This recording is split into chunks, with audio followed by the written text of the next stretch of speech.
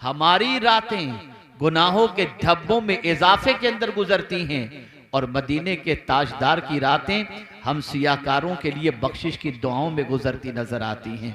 वो रात भर रोते हैं हमारी बख्शिश की खातिर, हमारी नजात की खातिर, हमारी मगफिरत की खातिर, हमें जन्नत का मुसाफिर बनाने की खातिर। और रोते इतना रोते कि आला हज़रत अज़ीमुल बरकत इमाम इश्क़ व मोहब्बत को कहना पड़ा, अल्लाह क्या जहन्नम अब भी न सर्द होगा, रो रो के मुस्तफ़ा ने दरिया बहा दिए हैं।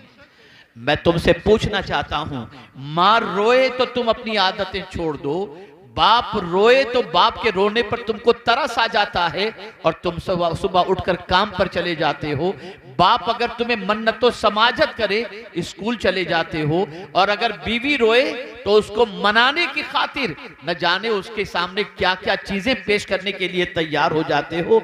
इतने जालिम हम हो चुके हैं कि हमें हुजूर के रोने का कोई ख्याल नहीं, आकाए करीम के आंसू का कोई ख्याल नहीं। जो रसूल हमारे ऊपर इतने मेहरबान हैं कि कदम कदम पर लम्हा लम्हा अपनी उम्मत की फिक्र में गुजारते हैं, और ये उम्मत है जो मुस्तफ़ा प्यारे की तालीमात को पसे पुष्ट डाले हुए है। मुसीबतें यूं ही नहीं आती, हम ही तो थे कि हमारी मस्जिद में नमाज पढ़ने के बाद निकलने पर बाहर मस्जिद के दरवाजे पर गैर मुस्लिम पानी का गिलास लेकर के खड़े होते, ये मुसलमान नमाजी पानी पर दम कर देगा, मैं अपने मरीज को पिलाऊंगा तो शिफा मिल जाएगी। आज हमारी मस्जिदों के साथ ये सुलूक क्यों हो रहा है? ये हमारे करतूत का नतीजा है, ये हमारी गलतियों का नतीजा है। आज हम कुरान के बारे में नहीं जानते, रसूल रहमत सल्लल्लाहु अलैहि वसल्लम के बारे में नहीं जानते, हम इल्जाम तराशी करते हैं, फलां ये कर रहा है, वो ये कर रहा है, वो ऐसा करेगा, वो ऐसा करेगा। कुरान ने वाज़े लफ्जों में फरमा दिया, अगर तुम अपने हालात बदलना चाहते हो तो खुद को बदल दो, हम तुम्हारे हालात को बदल देंगे। रात के सन्नाटे में अगर गुनाह के धब्बों में इजाफा हो चुका हो, दिन के उजाले में गुनाह कर चुके हों, और सर के बालों से लेकर पैर के नाखून तक गुनाहों में जकड़े हुए हों, और चाहते हों कि इस गुनाह के दलदल से, गुनाह की सियाही से पाक हो जाएं, क्या अब भी मेरा मौला करम फरमाएगा? क्या इतने गुनाह करने के बाद भी माफ फरमाएगा? हाँ, वो कादिर मुतलक है, वो रहमानुर रहीम है, वो अपने बंदों पर करम फरमाता है। आइए मैं एक वाक़या आपकी समाअतों के हवाले करूं। अल्लाहु अकबर। हजरत हबीब आजमी रदी अल्लाह ताला अन्हु, तारीख उठाकर देखो, उनकी जिंदगी का जायजा लो। तौबा से पहले सूद का कारोबार करते थे, सूद के सिलसिले में बड़े मशहूर थे। अल्लाह अकबर। अगर किसी को सूद पर पैसा देते, ब्याज पर पैसा देते, तो उसके घर पे जब दस्तक देते तो बगैर कुछ लिए वापस नहीं आते थे। एक दिन एक शख्स के घर आप तशरीफ ले गए जिसको आपने सूद पर पैसा दिया था, दरवाजे पे दस्तक दी और उसके बाद साहिब खाना के बारे में पूछा गया तो कहा घर पर नहीं है। उनकी बीवी ने कहा मेरे शौहर नहीं है। हजरत हबीब आजमी जो तौबा करने से पहले सूदखोर थे, उन्होंने बरजस्ता कहा कि तुम जानती हो कि मैं जब किसी के यहां पैसे लेने जाता हूं तो खाली हाथ नहीं लौटता, मैं आया हूं कुछ ना कुछ मुझे दो। उसके घर पे गोश्त मौजूद था, उसने कहा बस यही बच्चों के लिए रखी हूं, ले जा सकते हो। लेकर निकले, अपने घर पहुंचे, बीवी को पेश किया, कहा इसे पकाओ।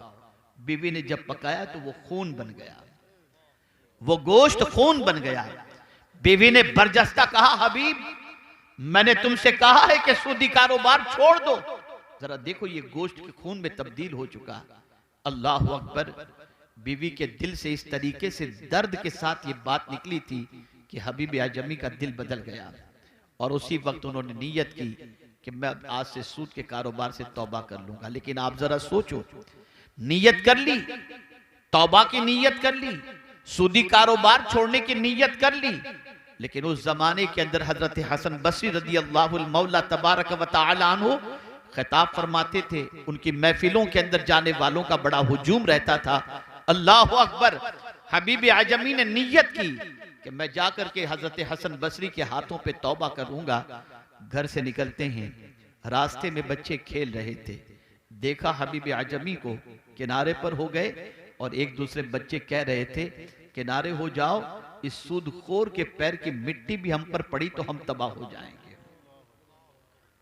हबीब आजमी गए, हजरत हसन बसरी तौबा पर खिताब फरमा रहे थे और खिताब फरमाते हुए हजरत हसन बसरी अलैहि रहमत व रिज़वान ने फरमाया, अगर सच्चे दिल से हबीब आजमी भी तौबा कर ले तो अल्लाह उसकी तौबा को कबूल फरमा लेगा। हजरत हसन बसरी हबीब आजमी को खास तौर पर मुखातब नहीं फरमा रहे थे, लेकिन चूंकि वो सूदखोर की हैसियत से इतने मशहूर थे कि उनसे बड़ा मशहूर कोई सूद के सिलसिले में नहीं था। लेकिन हजरत हसन बसरी ने जब ये कहा तो हबीब आजमी ने कहा, क्या कहा हुजूर आपने? कहा हबीब आजमी भी तौबा कर ले तो अल्लाह उसकी तौबा कबूल कर लेगा। फिर उसने कहा कि क्या कहा आपने? कहा हबीब आजमी भी तौबा कर ले तो अल्लाह उसकी तौबा कबूल फरमा लेगा। अल्लाह अकबर। हबीब आजमी आगे बढ़े, हजरत हसन बसरी के हाथों में हाथ दिया, अपने गुनाहों से सच्चे दिल से तौबा की और जितनों का पैसा लिया था उसे लौटाने का अहद किया।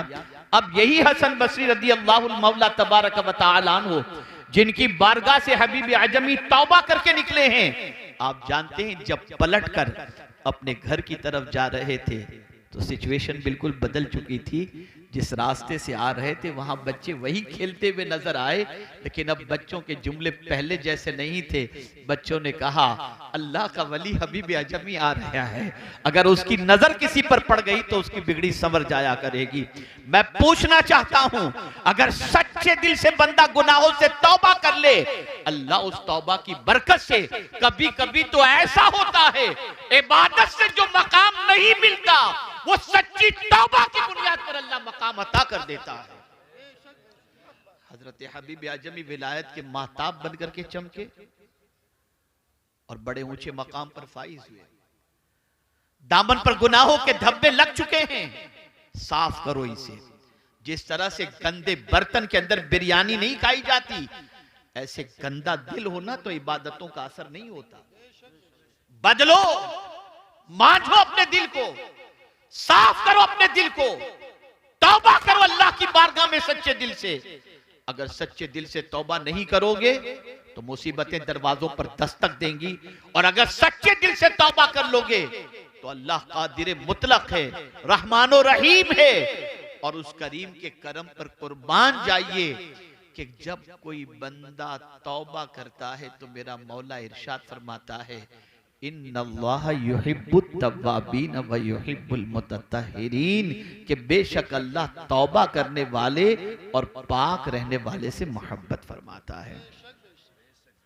आप जरा सोचो, बड़े बड़े जराइम एक जमाने में करने वाले लोगों को अल्लाह ने जब तौबा की तौफीक अता फरमाई तो फिर वो कितने ऊंचे मकाम पर पहुंचे। आइए हजरत फुज़ैल बिन अयाज़ अलैहि रहमत व रिज़वान की हयात तैयबा को देखिए आप। अल्लाह अकबर। डाका जनी का पेशा था, हर निकलने वाले काफले को लूटने का पेशा था। उस जमाने में एक ताजिर उस जगह से काफला लेकर सामान तिजारत के साथ गुजरने वाला था, जहां पर घात लगाए हुए फुज़ैल बिन अयाज़ बैठा करते थे। जब काफला वहां से गुजरने वाला था तो उन्होंने अपने साथ, काफले वाले ने अपने साथ एक कारी कुरान को रखा था जो रास्ते भर कुरान की तिलावत करता था।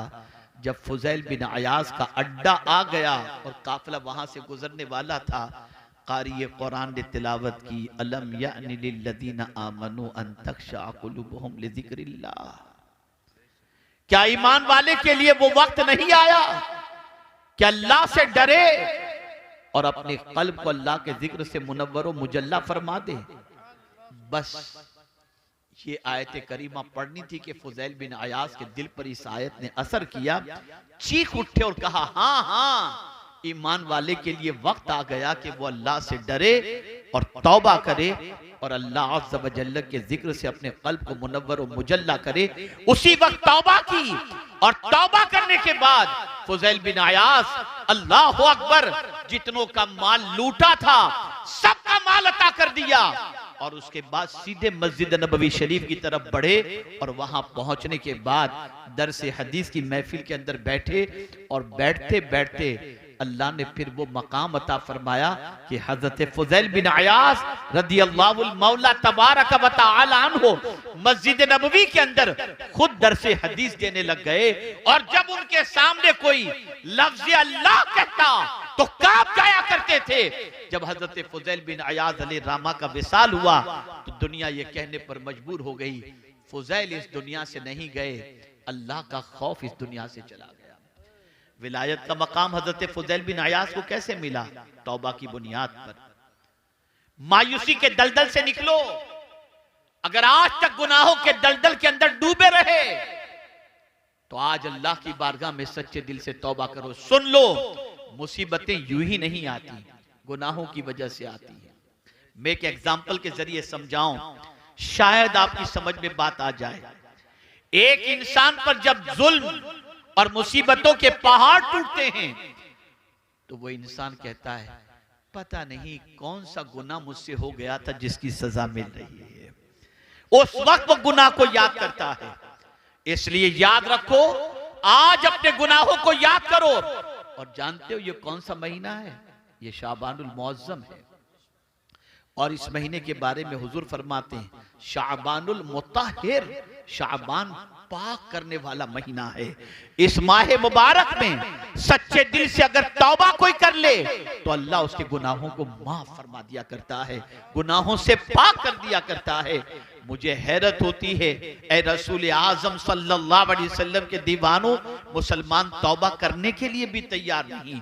मुसीबतें देखकर, परेशानियां देखकर, तकालीफ देखकर, जवाल की हालत देखकर आज भी तौबा करने के लिए तैयार नहीं कि अल्लाह अज़्ज़ व जल्ल की बारगाह में सच्चे दिल से तौबा करके मौला को मनाने की कोशिश की जाए। नहीं नहीं, उसे तो कल भी माअज़ल्लाह गुनाह करना है।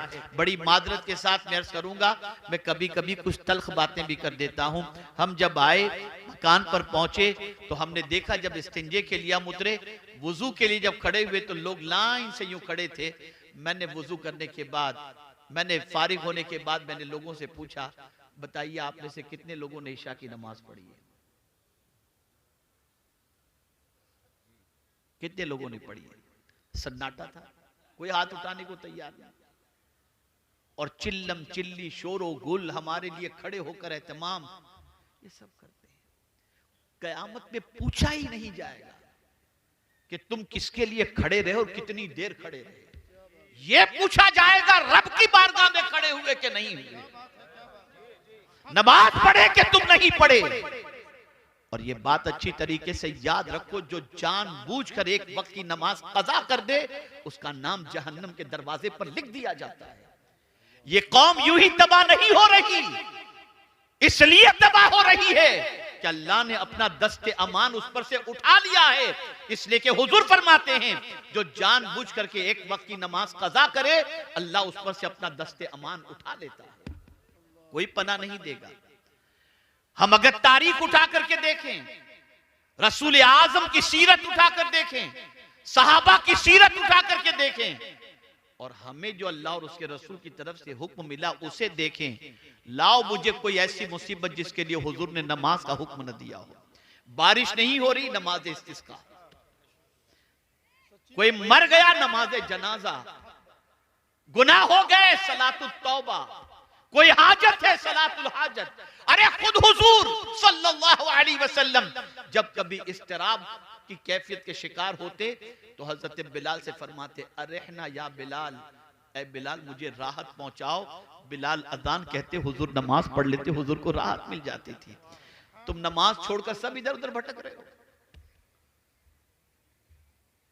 वक्त ही नहीं है तुम्हारे पास नमाज का। और फिर वो लोग जो दौलत के अंदर डूबे हुए हैं, मालो जर के अंदर डूबे हुए हैं, और कुछ ऐसे भी हैं जो खूब खैरात और सदकात वगैरह करते हैं और माल लुटाते हैं, लेकिन नमाज नहीं पढ़ते और समझते हम तो बड़े खुश नसीब हैं, इतना माल, कोठी, बंगला, गाड़ी सब हमारे पास है और इतना पैसा हम अल्लाह के नाम पे लुटाते हैं। खुश नसीब न समझो। अगर नमाज छोड़कर ये सारी चीजें हैं तो खुश नसीब न समझो। एक तारीखी जुमला आपकी समाअतों के हवाले करता हूं। अल्लाह जब किसी बंदे से नाराज होता है ना, तो रोटी नहीं छीनता, सजदे की तौफीक छीन लेता है। सजदे की तौफीक छीन लेता है। माल का मिल जाना यह खुशबख्ती की अलामत नहीं है, सजदे की तौफीक का मिल जाना यह खुशबख्ती की अलामत है। आज हमारी कौम का हाल यह है, 2 साल का बच्चा फटाफट मोबाइल इस्तेमाल कर रहा है, मां खुश हो रही है, बाप खुश हो रहा है। रोजाना रात को न जाने क्या क्या आज यूट्यूब पर देखा जा रहा है। मैं बड़ी मादरत के साथ, हमारे जितने भाई चैनल चला रहे हैं, बहुत मादरत के साथ, मेरे भाइयों आप इससे पैसा कमाते होगे, ठीक है अपनी जगह पर, लेकिन यहां के प्रोग्राम को जो नश्र करते हो ना, तो इस प्रोग्राम पर अमल की भी कोशिश करो। खाली पैसे कमाने की फिक्र मत करो।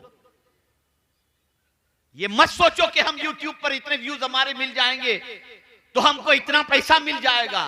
क्या करोगे पैसा? कब्र में पैसा नहीं आएगा, नहीं आएगा पैसा कब्र के अंदर।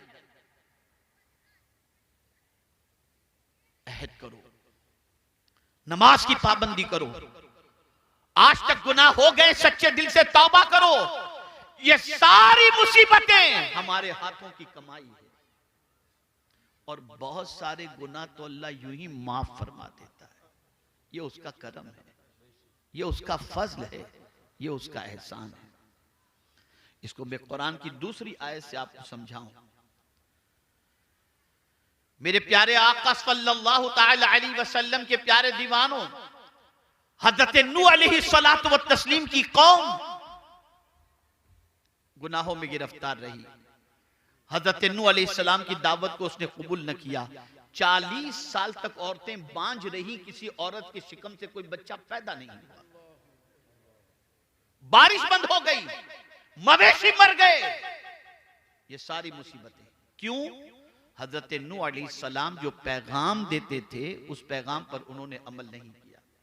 लेकिन नबी तो बहुत नर्म दिल होते हैं ना, वो अपनी उम्मत का भला चाहते हैं। इस कौम को निकालने के लिए उन्होंने कौन सा मंसूबा अता किया? तो कुरान कहता है फकुल तुस्तगफिरू रब्बकुम। हजरत नूह अलैहिस्सलातु व तस्लीम ने अपनी कौम से कहा, ऐ मेरी कौम, अल्लाह से माफी मांगो, और अगर तुम माफी मांगोगे तो होगा क्या? युरसिलिस समा अलैकुम मिदरारा व युमदिदकुम बिअमवालिन व बनीन। अल्लाह फरमाता, हजरत नूह अलैहिस्सलाम कहते हैं, अगर तुम तौबा कर लोगे, माफी मांग लोगे, तो अल्लाह आसमान से तुम्हारे लिए बारिश बरसाएगा और माल के जरिए और बेटों के जरिए तुम्हारी मदद फरमाएगा। लेकिन यह मदद आएगी कब? जब तुम माफी मांगोगे, जब तुम माफी मांगोगे। इसको मैं थोड़ा सा साइकोलॉजिकल और नफ्सियाती तौर पर समझाऊं। गुनाह करने से दिल पर बोझ होता है, और रोकर आंसू बहाने से दिल का बोझ हल्का हो जाता है। गुनाह किए, दिल पर बोझ हो गया, अल्लाह की नाफरमानी की, दिल पर बोझ हो गया। लेकिन बड़ी रात को अल्लाह की बारगाह में रो रो कर आपने तौबा कर ली, ये दिल का बोझ हल्का हो गया। मेरा करीम कितना अजमत वाला है कि उसकी बारगाह में तौबा करो तो दिल का बोझ भी वो हल्का कर दिया करता है। इसी तरीके से एक और आयत करीमा आप देखिए, इंसान है, इंसान से गुनाह सरजद हो जाता है, लेकिन गुनाह के सरजद होने के बाद वो गुनाह पर मुसिर नहीं होता। कुरान कहता है वल्लज़ीना इज़ा फ़अलू फ़ाहिशतन औ ज़लमू अनफुसहुम ज़करुल्लाह फ़स्तग़फ़रू लिज़ुनूबिहिम वमन यग़फ़िरुज़्ज़ुनूब इल्लल्लाह वलम युसिर्रू अला मा फ़अलू वहुम यअलमून। और वो लोग जिनसे बेहयाई हुई, जिन्होंने अपनी जान पर जुल्म किया, फिर अल्लाह का जिक्र किया, अल्लाह से माफी मांगी। अल्लाह अकबर, अल्लाह अकबर। कौन है अल्लाह के अलावा जो गुनाहों को माफ फरमा दे? कौन है? माफी कौन नहीं मांगता? तवज्जो चाहूंगा, माफी कौन नहीं मांगता? जो अकड़ता है, जिसमें घमंड होता है, वो माफी नहीं मांगेगा। जिसके दिल में अल्लाह की मोहब्बत नहीं होती वो माफी नहीं मांगता। ए रसूल आजम सल्लल्लाहु ताला अलैहि वसल्लम के दीवानों, ये मुकद्दस महीना माफी मांगने का महीना है, तौबा करने का महीना है। क्या मिला गुनाहों की वजह से? क्या जवाब देंगे अल्लाह की बारगाह में गुनाहों के एवज के अंदर? कोई जवाब देने की ताकत नहीं रखता। अल्लाह फरमाता है कयामत के दिन अल्लाह फरमाएगा इक़रा किताबक, अपना आमाल नामा पढ़। है किसी में ताकत पढ़ने की? ए रसूल आजम सल्लल्लाहु ताला अलैहि वसल्लम के दीवानों, सैयदना गौसुस सकलैन रदी अल्लाहुल मौला तबारक व तआला अन्हु, जिनको अल्लाह ने मां के पेट ही से वली पैदा फरमाया, उस गौसे पाक रदी अल्लाह तआला अन्हु की कैफियत क्या है? आखिरत का तसव्वुर जहन में आता है तो लरस जाते हैं और कहते हैं अल्लाह अब्दुल कादिर के गुनाहों को माफ फरमा, और अगर अब्दुल कादिर के गुनाह माफी के काबिल न हो तो कयामत में नाभीना उठाना, ताकि तेरे नेक बंदों को देखकर वो शर्मिंदा न हो जाए। वो गौसे पाक जिनकी बारगाह में चोर आए तो गौसे पाक उसे कुतुब बना करके भेजे, वो अल्लाह की बारगाह में इतना रो रहे हैं, और हमारा हाल अल-इयाज़ु बिल्लाह, अल-इयाज़ु बिल्लाह। आज इतना मजमा है, मैं पूछना चाहता हूं कितने लोग कुरान पढ़ना जानते हैं? नहीं। कितने लोग वुजू के फराइज जानते हैं? नहीं। कितने लोग गुस्ल के फराइज जानते हैं? नहीं। सीखना ही नहीं, दीन सीखना ही नहीं, दीन से कोई दिलचस्पी है ही नहीं। ए रसूल आजम सल्लल्लाहु अलैहि वसल्लम के दीवानों, होश के नाखून, ये मुसीबतें जो हमारे दरवाजों पर दस्तक दे रही हैं ना, ये हमारे हाथों की कमाई है, हमारे हाथों की कमाई है। हजरत अब्दुल्ला इब्ने मुबारक रदी अल्लाह तआला अन्हु फरमाते हैं, बदन में सुस्ती, रिस्क में तंगी और जिस्म में बीमारी, जब ये तीन चीजें पैदा हो जाती हैं तो मैं समझता हूं और मुझे फौरन एहसास हो जाता है कि मेरी जबान से अल्लाह का कोई नापसंद जुमला निकल गया है, जिसकी वजह से इस मुसीबत में मैं गिरफ्तार हो गया। अभी सैयद साहब आलिमुल गैब के बारे में और आलिम के मसले के बारे में बता रहे थे। आप जरा सोचो, अल्लाह के बरगुज़ीदा बंदों के दिलो दिमाग के अंदर आखिरत की फिक्र कितनी थी। एक बुजुर्ग बड़ी अच्छी तरीके से कपड़ा बुनते हैं और उनके दिमाग के अंदर यह चीज होती है कि मैंने बड़ी अच्छी तरीके से कपड़ा तैयार किया है, शहर के बड़े बिजनेसमैन को मैं जब ये कपड़ा दिखाऊंगा तो उससे अच्छी कीमत वसूल करूंगा। इस नीयत से बड़े एहतियात के साथ उन्होंने अच्छा कपड़ा तैयार किया। जब लेकर के उस बड़े कारोबारी के पास पहुंचे तो उस कारोबारी ने जब कपड़ा देखा, कहा ये रंग मैच नहीं खाता, ये धागा यहां नहीं होना चाहिए। न जाने कितने ऐब उसने निकालने शुरू किए।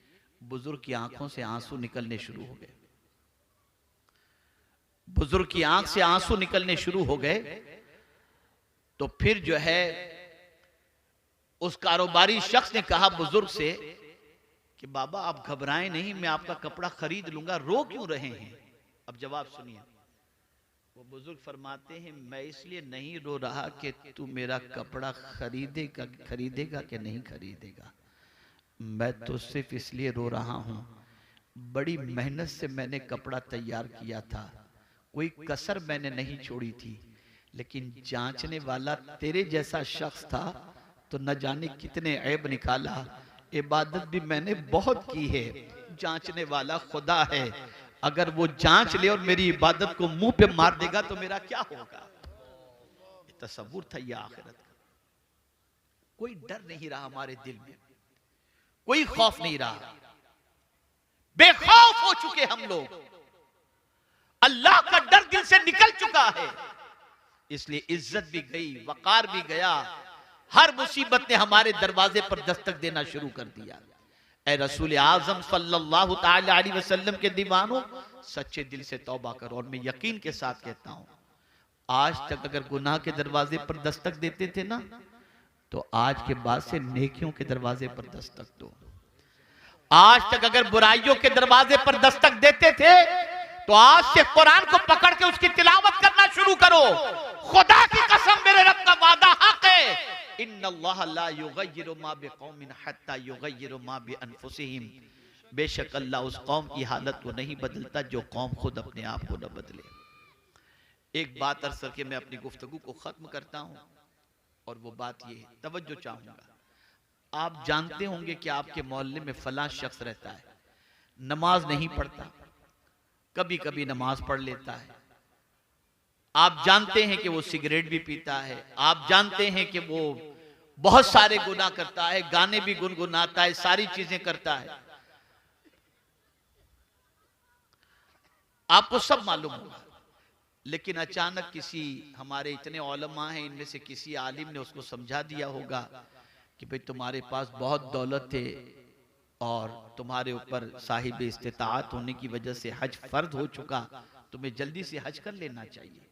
उसका भी मन बना, चलो मैं हज कर लूं। जानते हो आपकी ये बेदमाशी है, जानते हो आप कि इसकी जिंदगी गुनाहों के अंदर लथपथ है, लेकिन उसने हज का फॉर्म भर दिया या किसी टूर के अंदर बुकिंग करवा ली और आकर के आपसे मिल करके कहता है, हजरत इंशाअल्लाह मैं कल हज के लिए जा रहा हूं। अब आप उसके गुनाह को नहीं देखते, उसके किरदार को नहीं देखते। आप आलिम हैं, 5 वक्ता नमाज के पाबंद हैं, फिर भी उससे कहते हैं भैया जरा वहां दुआ में याद रखना, दुआ में याद रखना। या अल्लाह, माजरा क्या है? इसके सारे पोल मालूम होने के बाद ये उस तरफ जा रहा है तो आलिम भी दुआ की गुजारिश कर रहा है, तो जवाब मिलेगा। तुम अपना रुख खुदा की तरफ करके तो देखो, मौला तुम्हारा वकार और तुम्हारी इज्जत के अंदर इजाफा फरमा देगा। बदलो, अपना रुख बदलो मेरे भाइयों, बदलो। हालात इससे बदतर भी आए हैं, लेकिन अल्लाह वालों ने अल्लाह का दर नहीं छोड़ा, अल्लाह की बारगाह नहीं छोड़ी। अल्लाह के रसूल सल्लल्लाहु अलैहि वसल्लम पर दुरूद मुबारका और साथ ही साथ अल्लाह के रसूल सल्लल्लाहु अलैहि वसल्लम की इताअत से रूगर्दानी नहीं की। आज हम गुनाह के अंदर डूबे हुए रहते हैं, बुराइयों में डूबे हुए रहते हैं और समझते हैं कि हमारे हालात बदल जाएं। नहीं बदल सकते। इल्म हासिल करो, इल्म दीन भी हासिल करो, इल्म दुनिया भी हासिल करो। और ये जुमला याद रखना, मुसीबत पहले नहीं है, मासियत पहले है। और मासियत के बतन ही से मुसीबत जन्म लेती है।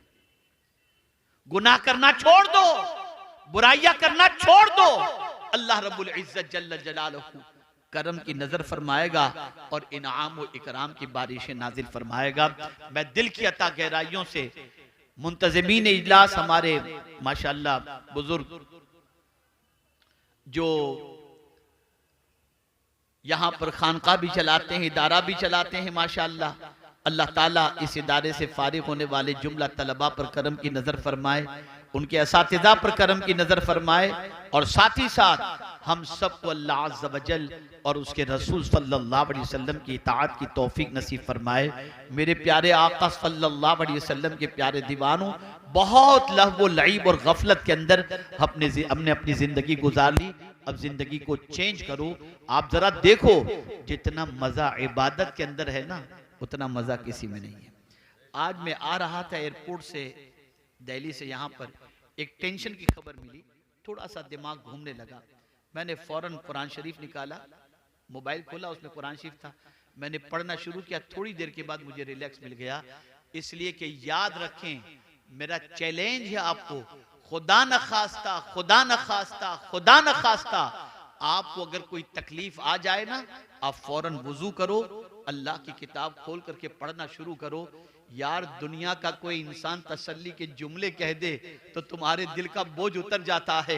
मेरे मालिक के जुमले से बढ़ करके किसके जुमले हो सकते हैं? उसके कलाम से बढ़ करके किसका कलाम हो सकता है? आज मुसीबत में आकर तुम सिगरेट पीते हो, नशा करते हो, अल्लाह की किताब पढ़ो, तुम्हारी मुसीबतें अल्लाह दूर फरमा देगा। बदलो अपने आप को। अल्लाह मुझे आपको सबको तौफीक नसीब फरमाए और हमें इन जलसों के अंदर आने के बाद, जैसे यहाँ पर हमारे 2-4 बच्चे तफरी कर रहे हैं, बड़े मजे से हंसी मजाक कर रहे हैं बैठे हुए यहाँ पर, इसी तरीके से कुछ वहां पर भी इसी तरीके से मसरूफ हैं और वो समझते हैं कि यहाँ तफरी के लिए आए हुए हैं। माशाल्लाह बाकी सब तो बड़ी संजीदगी से सुन रहे हैं। मैं इनको इसलिए टारगेट कर रहा हूं ताकि ये बराबर तवज्जो से सुने। ये वो महफिलें हैं कि इन महफिलों की तलाश के अंदर आसमान से फरिश्ते जमीन के ऊपर उतरते हैं, लेकिन हमने इस महफिल को तफरी समझ ली, हंसी मजाक कह कह सब चलता होता है। और यही वजह है कि इन महफिलों से जिंदगी नहीं बदल रही है। मकसद हमारा कुछ भी नहीं, हम आते जरा देखें कितना बड़ा मजमा है, क्या हो रहा है, वुजू भी नहीं होता। वरना जानते हैं आप, सैयदना गौसे पाक रदी अल्लाह ताला अन्हु खिताब फरमा रहे थे। दौरान खिताब आपने एक बंदे को देखा जिसकी आंख लग गई। गौसे पाक जाकर उसके सामने खड़े हो गए अदब के साथ। आंख खोली निगाहों के सामने उस बंदे ने देखा कि गौसे पाक खड़े हैं तो कांप गया। अल्लाह अकबर। तो मेरे गौसे पाक फरमाते हैं, क्या देख रहे थे?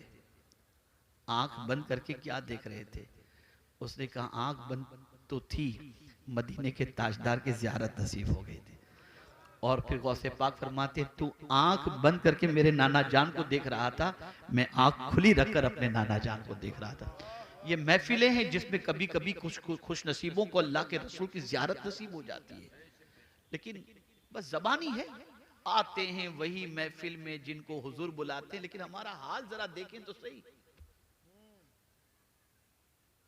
हम जरूर कहते हैं मैं सो जाऊं या मुस्तफा कहते कहते, खुले आंख सल्ले अला कहते कहते। ये कहने वालों से मैं पूछता हूं, कितनी रात तुम ये पढ़ के सोए हो मुझे बताओ। और जब तुम्हारी आंख खुली है तब सल्ले अला तुमने कितनी मर्तबा कहा, जरा ये भी बताओ।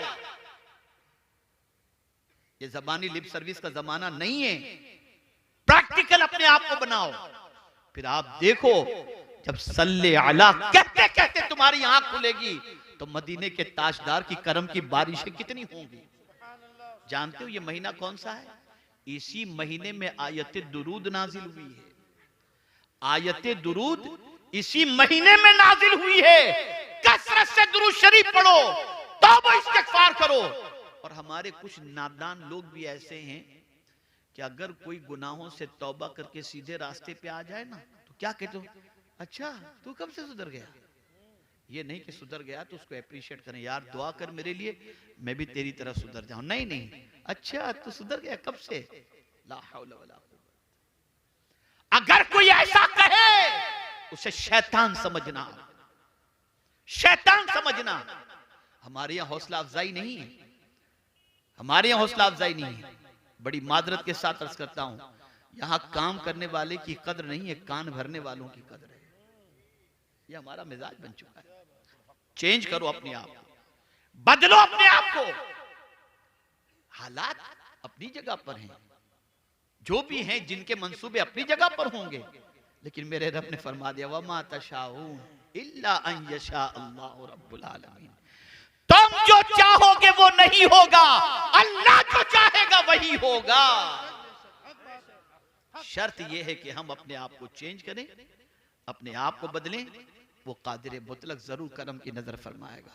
मेरे प्यारे आका सल्लल्लाहु अलैहि वसल्लम के प्यारे दीवानों, ये थोड़ा सा दर्द दिल था जो मैंने आपके सामने पेश किया। और मैं देख रहा हूं न इल्म में हमारी कौम आगे है, न अमल में हमारी कौम आगे है, न तिजारत में हमारी कौम आगे है। अगर आगे है तो टोपी पहनाने में आगे है, लोगों का माल खाने में आगे, गाली गलोच में आगे, भाईगिरी में आगे, दादागिरी में आगे, गुंडागर्दी में आगे, रात को चौराहे पर बैठकर गपशप करने में आगे। यही वजह है कि हमारे मोहल्ले में अगर कोई बच्चा पढ़ लिख कर कुछ बन जाता है तो पहले हमारा मोहल्ला छोड़ता है। यहां रहूंगा तो मेरा बच्चा बिगड़ जाएगा। क्या हो गया हमको, कहां जा रहे हैं हम लोग। और अगर आज नहीं सुधरे ना तो हालात कभी अच्छे नहीं हो सकते। हमें बदलना होगा। हम अगर चेंज हो गए, अल्लाह अज़्ज़ा व जल हम पर जरूर करम की नजर फरमाएगा। और इस तरह से नजर फरमाएगा कि आदमी तसव्वुर भी नहीं कर सकेगा, वहां से उसकी जिंदगी बदलती हुई नजर आएगी। अल्लाह रब्बुल इज्जत जल्ल जलालहू, आकाए करीम रऊफ़ुर रहीम अलैहि तहियत व तस्लीम के सदक़ा व तुफ़ैल मुझे आपको सबको अल्लाह और उसके इरशाद पर, अल्लाह और उसके रसूल सल्लल्लाहु अलैहि वसल्लम के इरशाद पर अमल की तौफीक नसीब फरमाए। आप याद रखें, खूब तौबा करें, रोजाना तौबा करें, कसरत से इस्तिगफार करें। दो चीजें अमान की हैं, एक रसूल आजम सल्लल्लाहु अलैहि वसल्लम की ज़ात बाबरकत और एक इस्तिगफार। कुरान कहता है वमा कानल्लाहु लियुअद्दिबहुम व अंत फीहिम वमा कानल्लाहु मुअद्दिबहुम व हुम यस्तगफिरून। अल्लाह उनको कैसे अजाब दे जबकि एक महबूब तुम उनके दरमियान मौजूद हो, और अल्लाह उनको कैसे अजाब दे जब वो अल्लाह से माफी मांग रहे हों। तो माफी मांगो अल्लाह से, सारी परेशानियां दूर हो जाएंगी और अपनी जिंदगी को सीधे रास्ते पर ले चलने की कोशिश करें। अल्लाह हम सब पर करम की नजर फरमाए। वमा अलैना इल्लल बलागुल मुबीन। अस्सलामु अलैकुम व रहमतुल्लाहि व बरकातुहू। आप जाइएगा नहीं। जिन बच्चों ने अपना इल्मी सफर मुकम्मल किया है उनकी दस्तार होगी और उनके सर पर इंशाअल्लाह लज़ीम अम्मामा शरीफ रखा जाएगा। आप उस मंजर को अपने माथे की आंखों से देखें और अप्रिशिएट करें, इनकी कद्र करें। मैं तो कभी कभी सोचता हूं तो अक्ल दंग रह जाती है। हमारे